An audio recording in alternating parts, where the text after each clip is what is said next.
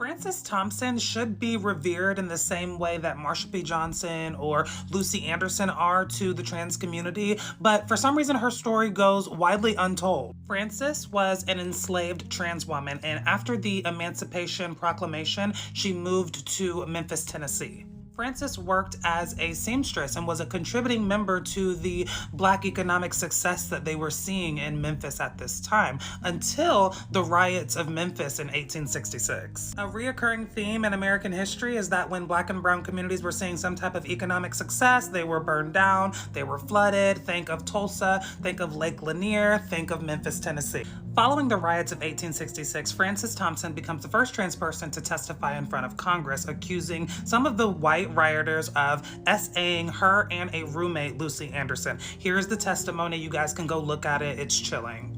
Immediately following the testimonials, there were about 50 different news articles put out from Democratic-leaning publications questioning Frances's sex assigned at birth. Ultimately, this led to her having to submit to a gender test, as they called it, which deemed that she was born male. This determination was used to free the men who were accused of this crime and to also discredit the fact that Frances could have ever been sexually assaulted. So she was arrested and she was taken to a men's prison, placed on the chain gang, was forced to wear men's clothing, and forced to grow her facial hair. This was a very interesting read. A Daily Appeal reporter went to the jail and had a conversation with Frances while she was incarcerated, and she said that she blames her previous owner for allowing her to dress in female apparel, and she believes that he should be the one who was arrested for even allowing it. She states that the conditions are terrible in jail and there's certain things that's happened to her that she can't speak about. Like, go read this, y'all.